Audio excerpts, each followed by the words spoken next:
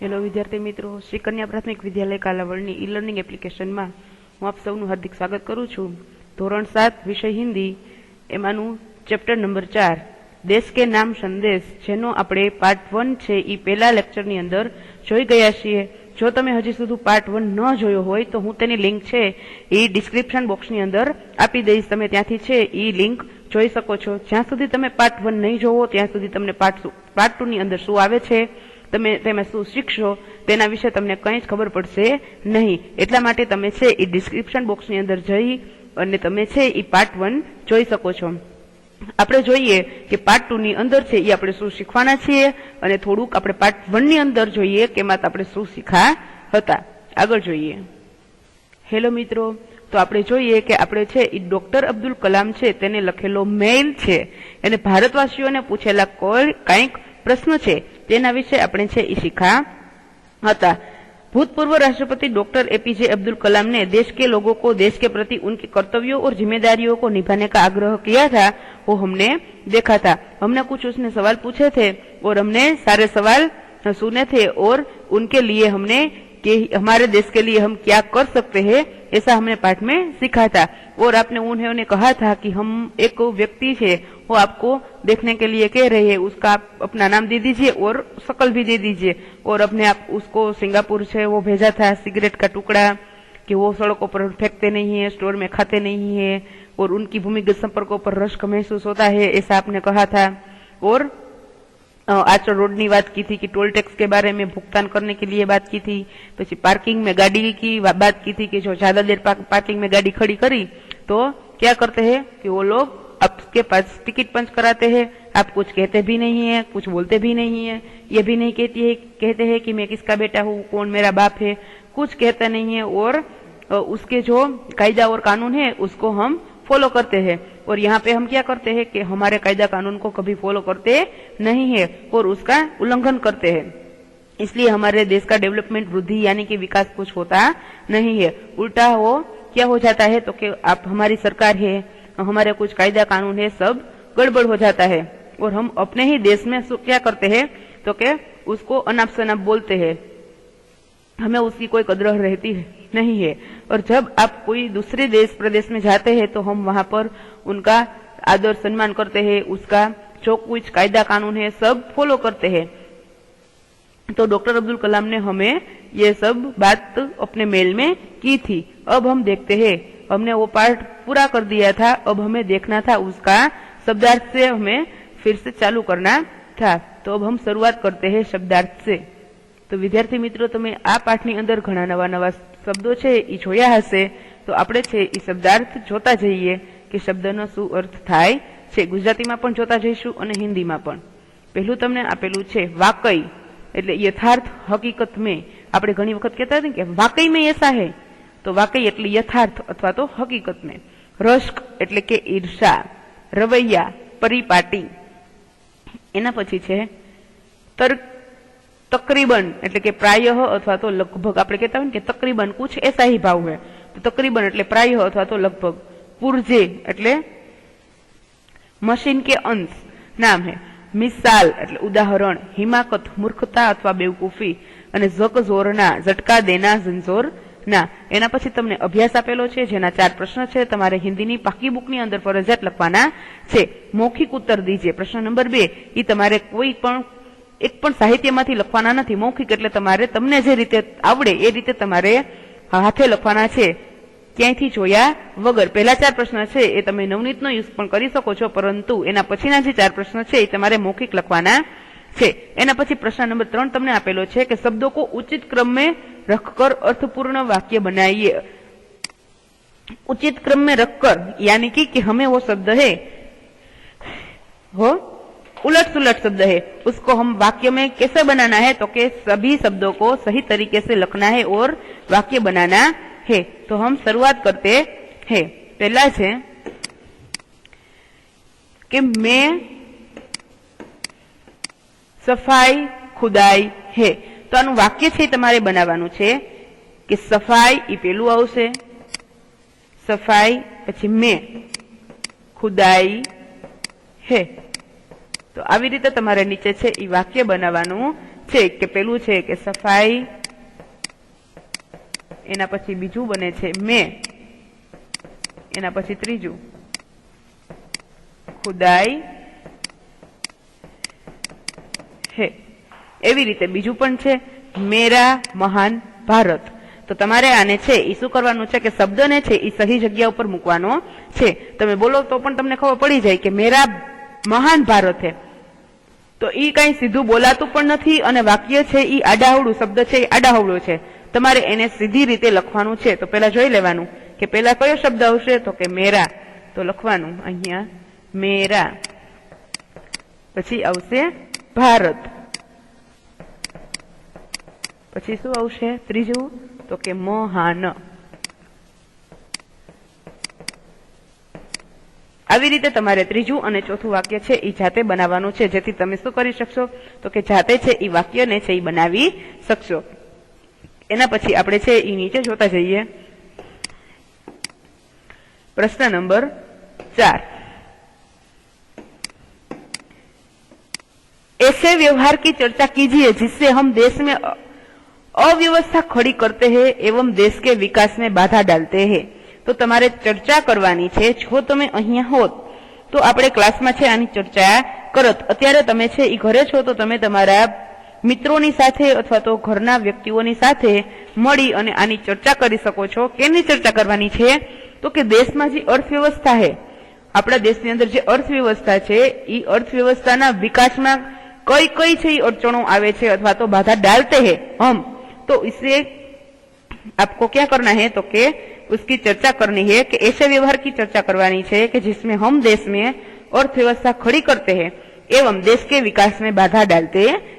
આપણે છે આગળના આપણે જે આપણો ટોપિક 1 ભણ્યા હતા, પહેલો લેક્ચર, એની અંદર આપણે જોયું હતું કે આપણે આપણા દેશમાં કેવી રીતે કાયદા અને કાનૂનનું પાલન કરતા નથી, એને કારણે આપણા દેશની અર્થવ્યવસ્થા ખોરવાઈ જાય છે. તો આપણે એની ચર્ચા કરવાની છે. એના પછી છે પ્રશ્ન નંબર 5 કે દહેજ એક દૂષણ. इस विषय पर कारण सहित अपना मत दीजिए. તમે નિબંધ પણ આના વિશે વાંચ્યો હશે. તમે નિબંધ માળાની અંદર દહેજ એક દૂષણ છે તેનો નિબંધ છે એ વાંચી અને આના ઉપર તમારે એક વિષય છે એની ઉપર તમારે શું કરવાનું છે કે કારણ સહિત તમારો મત છે એ દેવાનો છે. તો એના માટે તમે છે એ નિબંધ માળાનો ઉપયોગ કરી શકો છો અને લખી શકો છો. અને બીજું કે તમે તમારા ફેમિલીની સાથે રહો છો ત્યારે તો તમે તમારા ફેમિલીની અંદર પણ દહેજ એક દૂષણ વિશે ચર્ચા કરી શકો છો. તો તમે છે એ આ ચર્ચા કરી અને તમે એના ઉપરથી શું શીખ્યા એનું તમારે છે એ શોર્ટ એવી સ્ટોરી કે શોર્ટ એવો સારાંશ છે એ તમારે તમારી બુકની અંદર લખવાનો છે. प्रश्न नंबर 6 कि हम स्वयं कैसे अपने कर्तव्य का पालन करके आदर्श नागरिक बन सकते हैं एवं भारत को आदर्श राष्ट्र बनाने में योगदान दे सकते हैं. इस विषय पर दिए गए प्रारूप के आधार पर अपने मित्र को पत्र लिखकर अपने विचार बताइए. तो अहींया तमारे शुं करवानुं छे कि तमारा मित्रने एक पत्र लखवानो छे અને તમે છે ઈ કેવું, तो कि तमे स्वयं छे ई कर्तव्य का पालन कैसे करते हैं, आदर्श नागरिक कैसे बन सकते हैं, एवी रीते भारत को आदर्श राष्ट्र बनाने माटे एनु योगदान माटे तमे छे ई एक पत्र लखो અને ई पत्र तमे कोने आपो, तो कि तमारा मित्रने आपो. जेम डॉक्टर अब्दुल कलामे आपणा भारत देश माटे एक जे ईमेल छे ई देशवासीओ माटे पहोंचाड्यो અને पूछ्युं हतुं कि शुं तमारी पासे 10 मिनिट छे तमारा देश माटे. एम करी અને જે ईमेल छे ई आपणा भारतवासीओने मोकल्यो અને બીજું શું કર્યું, તો કે લોકોની અંદર આપણા ભારત દેશ માટેની જે ભાવના જાગૃત કરી. તો એવો પણ તમારે એક પત્ર લખવાનો છે કે જેમાં તમે આદર્શ નાગરિક કેવી રીતે બની શકો છો, આપણા રાષ્ટ્રનો આદર્શ રાષ્ટ્ર કેવી રીતે તમે બનાવો છો અને યોગદાન કેવી રીતે તમારું આપો છો, એ વિષય ઉપર તમારે શું કરવાનું છે કે તમારા મિત્રને પત્ર લખવાનો છે. પત્ર તમારી જાતે લખવાનો છે, પણ હું તમને શીખવાડું છું કે પત્ર છે એ કેવી રીતે લખાય. તો અહીંયા પહેલા આપેલું છે અપના પત્તા, એટલે સરનામું લખવાનું છે. સરનામું લખતું જવાનું. ધારો કે કોઈ સોસાયટી છે, તમે રહ્યો છો ત્યાં તમારે પત્ર મોકલવાનો છે, તેનું આવતું હોય 77 આદર્શ સોસાયટી. તો જે પણ સોસાયટીમાં રહેતા હોય તેનું સરનામું લખવાનું છે, જેને તમે પત્ર લખો છો.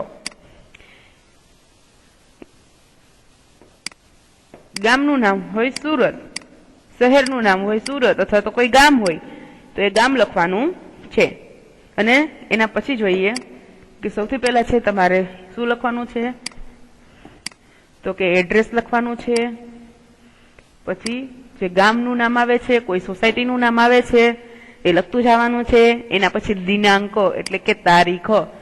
જો આજે આપણે પત્ર લખતા હોય તો આજની તારીખ નાખવાની, કાલે પત્ર લખતા હોય તો કાલની તારીખ નાખવાની. તો આજે 16 ડિસેમ્બર છે તો આપણે શું લખવાનું? 16 ડિસેમ્બર 2020. શું લખવાનું? 16 ડિસેમ્બર 2020.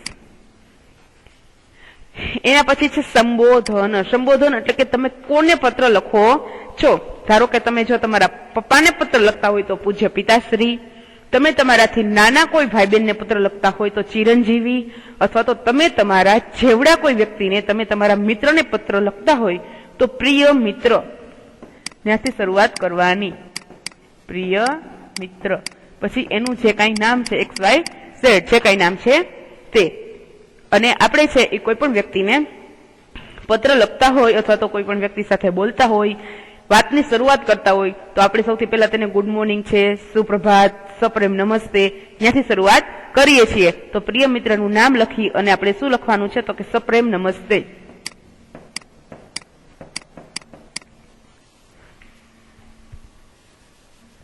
સપ્રેમ નમસ્તે. આવી રીતે પત્રની શરૂઆત કરવાની હોય. આપણે અત્યાર સુધીમાં 3-4 વસ્તુ શીખ્યા. એડ્રેસ લખતા, તારીખ લખતા, સંબોધન લખતા અને અભિવાદન કરતા. આપણે લખ્યું ને સપ્રેમ નમસ્તે. સમજાઈ ગયું? એના પછી છે એ પત્ર લખવાનું. હવે શરૂઆત કરીએ તો પત્ર લખવાનું કારણ, કે તમે કયા કારણથી પત્ર લખો છો. પત્ર છે એ કેવી રીતે લખવાનો છે તો કે તમે કયા કારણથી તમે એને પત્ર લખી રહ્યા છો તો એ તમારે લખવાનું છે. ધારો કે તમે એમ લખો છો કે तुम्हारा पत्र मिला, तुमने आदर्श देश प्रेमी नागरिक के बारे में जानने की इच्छा प्रकट की है, इस बारे में मैं इस पत्र में अपने विचार प्रकट कर रहा हूं. तो એ બધું આ ફકરાની અંદર આવે.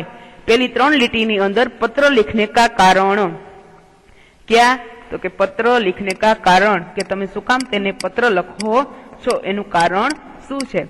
તો પેલી 3 લીટીની અંદર તમારે પત્ર લખવાનું કારણ લખવાનું હોય. એના પછી છે વચ્ચેનો પાઠ.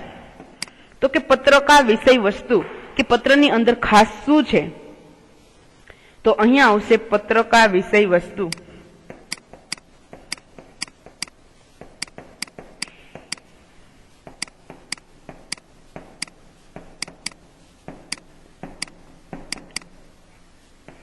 કે પત્રનું વિષય વસ્તુ શું છે, પત્ર છે એ શેના ઉપર આધાર છે. અને એના પછી છે પછીની લીટી છે અહીંયા સુધી તે આવશે અન્ય સમાચાર. બીજા કોઈ સમાચાર છે, તમે આ પત્ર લખો છો, આ પત્ર આપણે લખતા હતા આદર્શ देश प्रेमी नागरिक के बारे में, आदर्श देश प्रेमी नागरिक के बारे में पत्र लखो छो, तेनु विषय वस्तु लख्યું મેઇન, કે આ પત્રની અંદર આપણે આટલું છે એ જોવાનું છે. હવે આ વાત તો પૂર્ણ થઈ ગઈ છે. અન્ય સમાચાર તમે કઈ લખી શકો છો. અન્ય સમાચાર એટલે કેવા સમાચાર તો કે मेरे माताजी जब बिल्कुल स्वस्थ है, राजीव भली भांति पढ़ाई कर रहा है, मुन्नी तुम्हें बहुत याद करती है. तो के घरना सभ्यो छे ई अन्य समाचार એટલે કે તમે તમારા માતા પિતા શું કરે છે એના વિશે લખી શકો છો. બીજું કે તને અહીંયા કોઈ યાદ કરે છે, કોણ તો કે મારી બહેન, એ પણ તમે લખી શકો છો. બીજું કે વડીલ તમારા ઘરનું કંઈ પૂછતા હતા, તો અહીંયા તમે તમારા માતા પિતાના સમાચાર એને આપી શકો છો અથવા તો એના પૂછી પણ શકો છો. આવી રીતે તમે છે એ પત્ર છે એ લખી શકો છો. નીચે તમને આપેલું છે સમાપ્તિ. સમાપ્તિ એટલે કે હવે પત્ર છે એને પૂર્ણ કરવાનો છે. तो समाप्ति में તમે શું લખી શકો તો કે तुम्हारे परिवार में बड़ों को प्रणाम और छोटों को प्यार. એટલે કે શું કે હું તમારા પરિવારને શું આપું છું તો કે તમારા પરિવારને મારા તરફથી શું કહેજે, જે મોટા લોકો છે એને મારા જય શ્રી કૃષ્ણ કહેજે અથવા તો એને પ્રણામ કહેજે, અને મારાથી જે નાના છે તેને મારો પ્યાર આપજે. એ કરી અને છેલ્લે પત્ર છે એ પૂર્ણ કરવામાં આવે છે. છેલ્લે આપણે પાછું ફરીથી સંબંધ લખવાનો છે કે આપણે જેને પત્ર લખ્યો છે એનો અને તમારો બેનો સંબંધ શું છે તો કે तुम्हारा मित्र, तुम्हारा मित्र.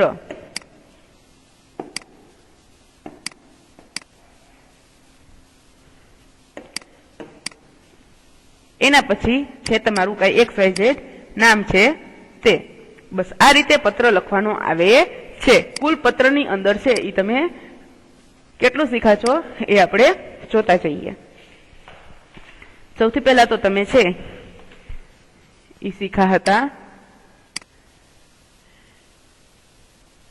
પતા એટલે કે એડ્રેસ લખતા શીખા, તારીખ લખતા, તમારું અને એનો સંબંધ શું છે, અભિવાદન કરતા સપ્રેમ નમસ્તે શીખા હતા, પત્ર लिखने का कारण, પત્રની અંદર આવતું વિષય વસ્તુ, અન્ય સમાચાર પૂછ્યા, તેની સમાપ્તિ કરી, તમારો અને એનો સંબંધ તમારા મિત્ર લખ્યું અને તેનું નામ લખ્યું. બસ આવી રીતે પત્ર છે એ તમારે શું કરવાનો છે તો કે તમારી હિન્દીની પાકી બુકની અંદર લખવાનો છે. વ્યવસ્થિત બધું લખવાનું છે.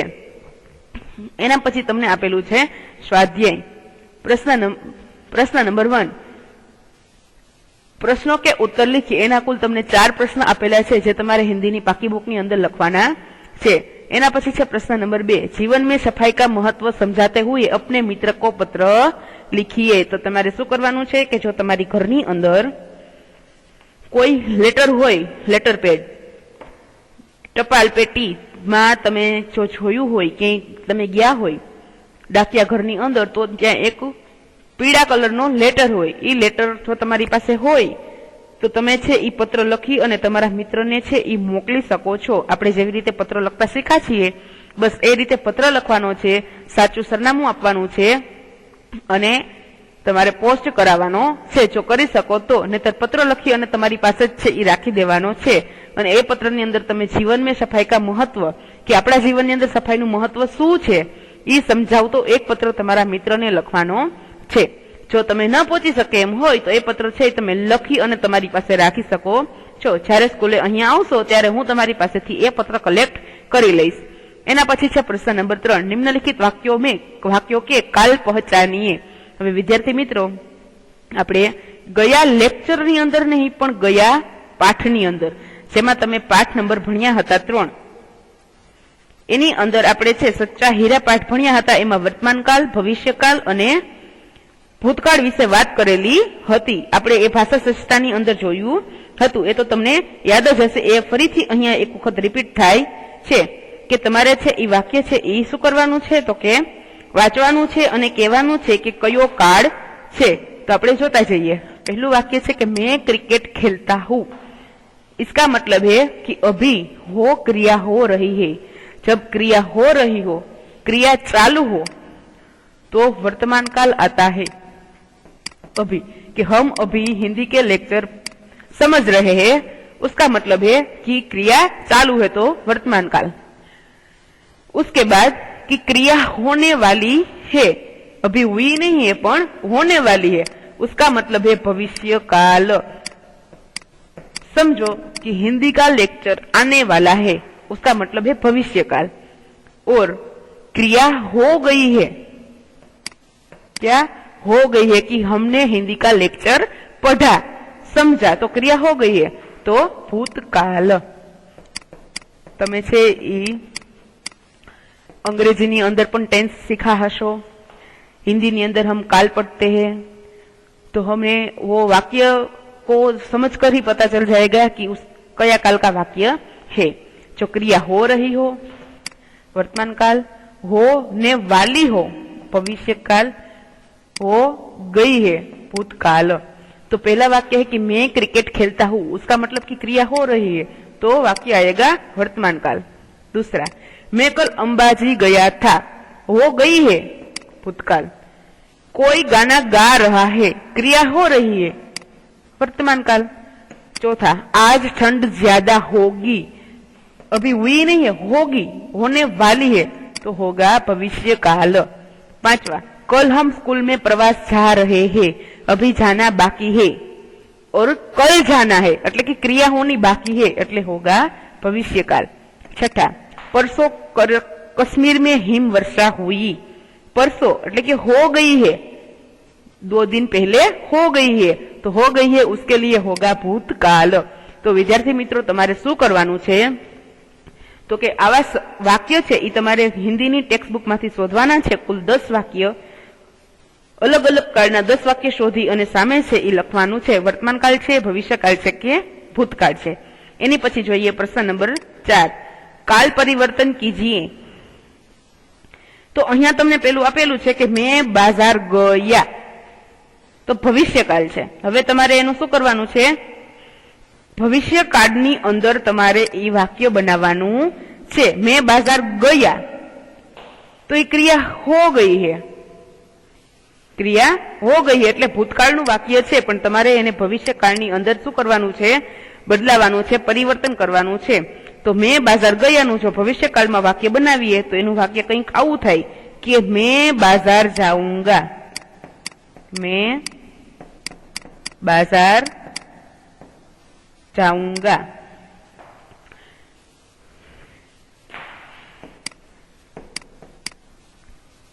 मैं बाजार जाऊंगा। बीजू आपेलू छे मंदिर में पूजा होगी, मंदिर में पूजा अभी हुई नहीं है, होगी। तो ये वाक्य छे भविष्य काळનું છે, પણ તમારે એ વાક્યને ભૂતકાળની અંદર બદલાવાનું છે। तो तमे कंईक आवी रीते वाक्य करी सको कि मंदिर में पूजा हुई। तो विद्यार्थी मित्रों अहींया नीचे बीजा तमने 3 वाक्य आपेला छे, जेमां शिमला में हिम वर्षा हुई। तो शिमला में हिम वर्षा हुई है, वो वाक्य भूतकाळનું છે અને તમારે ભવિષ્યની અંદર ચેન્જ કરવાનું છે। એના પછી છે मैंने पढ़ाई की, हमने पढ़ाई कर ली है, वो भूतकाळનું વાક્ય છે અને વર્તમાન કાળની અંદર તમારે ચેન્જ કરવાનું છે। બે આપણે કરી લીધા છે, બે તમે જાતે કરશો તો તમને છે ઈ ભૂતકાળ, ભવિષ્યકાળ અને વર્તમાનકાળ વિશે ખ્યાલ આવશે। આગળ જોઈએ भाषा सज्जता। पढ़िए और समझिए। ये कुछ कहावत है, हम देखते हैं तीनों। एक म्यान में 2 तलवार नहीं समा सकती, एनो अर्थ कंईक आवो छे कि एक वस्तु के 2 समान अधिकार नहीं हो सकते। यदि 2 महत्वाकांक्षी लीडर एक पार्टी में रहेंगे तो सदा टकराव की स्थिति रहेगी, क्योंकि एक म्यान में 2 तलवार नहीं समा सकती, એટલે કે એક જ જગ્યા ઉપર એક સાથે एक सरखी 2 वस्तु, व्यक्ति या पदार्थ रह सकते नहीं है, क्योंकि जब एक ही जगह पर 2 समान अधिकार महत्वाकांक्षी लीडर एक ही पार्टी में होंगे तो सदा आमने सामने टकराव की स्थिति रहेगी, એટલે કે એક म्याननी अंदर 2 तलवार क्यारेय रही सकती नहीं। खोदा पखाड़ निकली चूहिया, अधिक मेहनत लाभ कम। सो कीधु छे कि ज्यादा मुनाफे के लिए उसने बड़ी होटल बनाई थी, पर पूरे साल में उसको नाम मात्र का ही मुनाफा हुआ। इसी को कहते हैं खोदा पहाड़ निकली चूहिया। कि तमे पूरी वर्ष आखी मेहनत करो छो, पूरा वर्ष आखी परीक्षा माटे तमे शुं करो छो कि नंबर लई आववा माटे मेहनत करो छो, અને તમને માત્ર ને માત્ર ખાલી પાસ થાવ એટલા જ માર્ક મળે છે, તો શું કહેવાય? તો કે ખોદા પહાડ નીકળી ચૂહિયા। તમે તો સારું એવું વિચાર્યું હતું, મહેનત સારી કરી હતી, પણ તમને તેનો લાભ છે એ ખૂબ જ ઓછો મળ્યો, તો ખોદા પહાડ નીકળી ચૂહિયા। जिसकी लाठी उसकी भैंस, शक्तिशाली की ही जीत होती है, એવું કંઈક એનો અર્થ છે। આપણે તેનું વાક્ય જોઈએ। सेठ जी ने अपने निर्दोष नौकर पर चोरी का इल्जाम लगाकर उसे 2 साल के लिए जेल भिजवा दिया। किसी ने ठीक ही कहा है, जिसकी लाठी उसकी भैंस। શું કીધું છે કે શેઠજીને अपने निर्दोष नौकर पर, नौकर बिचारो निर्दोष છે પણ ચોરીનો ઇલ્ઝામ એની પર લગાવી દીધો અને એને 2 સાલ માટે જેલ મોકલી દીધો। એટલે કે किसी ने ठीक कहा है कि जिसकी लाठी उसकी भैंस। तो विद्यार्थी मित्रों, उपर्युक्त अभ्यास के आधार पर निम्नलिखित कहावतों के अर्थ देखकर वाक्य में समझाइए। तमने अहींया 2 છે ઈ મસ્ત કહાવત આપેલી છે, તમારે શું કરવાનું છે? 2 નહીં, સોરી, તમને નીચે પણ કહાવતો આપેલી છે, 5 કુલ આપેલી છે, એનો તમારે વાક્યમાં પ્રયોગ કરી અને સમજાવવાનું છે। એ તમે છે તમારા દાદા દાદી અથવા તો મમ્મી પપ્પાને પણ કહાવતો વિશે પૂછી શકો છો, એને ઘણો બધો ખ્યાલ હોય છે, એ બોલતા પણ હોઈએ છીએ, એટલે તમે એની મદદથી પણ લખી શકો છો અથવા તો મોટા ભાઈ બહેનની મદદથી પણ તમે લખી શકો છો। અહીંયા તમારું ચેપ્ટર છે એ પૂર્ણ થાય છે। આ ચેપ્ટરની અંદર છે એ આપણે આજે ભાષા સજ્જતા, શબ્દાર્થ, સ્વાધ્યાય, અભ્યાસ, કહાવતો વગેરે શીખ્યા છીએ અને ખાસ કરી અને આપણે પત્ર લખતા પણ શીખી ગયા છીએ। તો હવે આપણે મળશું આના પછીના ટોપિકની અંદર। આ પાર્ટ 2 છે અહીંયા પૂર્ણ થાય છે અને પાર્ટ 1 છે એ મેં તમને નીચે ડિસ્ક્રિપ્શન બોક્સની અંદર આપેલો છે, તમે ત્યાંથી જોઈ શકો છો। ત્યાં સુધી ઘરે રહેજો, સુરક્ષિત રહેજો। Thank you.